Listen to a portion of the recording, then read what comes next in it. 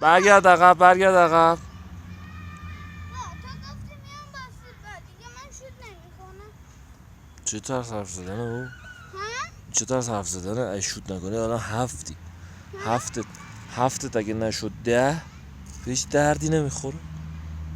برو بزن ببینم، تو که 7 زدی، 3 تا دونه دیگه بزنی وسط اون 2 تا کفشا میشی 10. برنده مسابقات جهانی پارک شهرداری میشی. به من نگاه کن بهت بگم، دقیقاً بلند میشه توپ اینجوری بلند میشه میره میخوره وسط اون 2 تا کفشایی که اونجا میبینی. برو شروع کن.